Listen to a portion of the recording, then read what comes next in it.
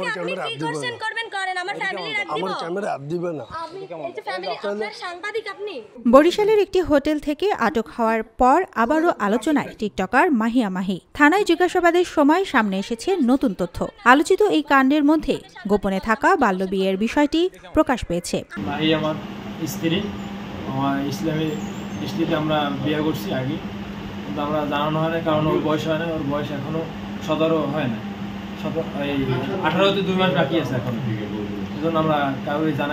ঘটনা শুরু হয় বুধবার রাতে। বরিশালের একটি অভিজাত হোটেলে অভিযান চালিয়ে মাহিয়া মাহিকে এক পুরুষ সঙ্গী সহ আটক করে পুলিশ। স্বামী স্ত্রী পরিচয় দিলেও কোনো বৈধ কাগজপত্র দেখাতে না পারায় তাদের থানায় নিয়ে যাওয়া হয়। মাহি অপ্রাপ্তবয়স্ক হওয়ায় পুলিশ তাদের অভিভাবকদের ডেকে মাহি ও তার বান্ধবীকে সমাজসেবা কার্যালয়ের আওতায় সেভ হোমে পাঠায়। তার সঙ্গে থাকা পুরুষকে আদালতে সোপর্দ করা হয়।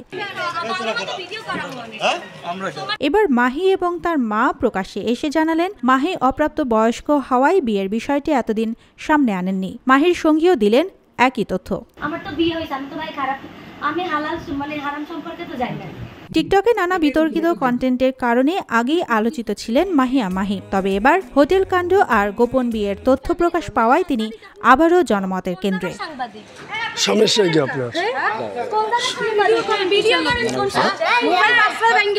বুঝলাম না।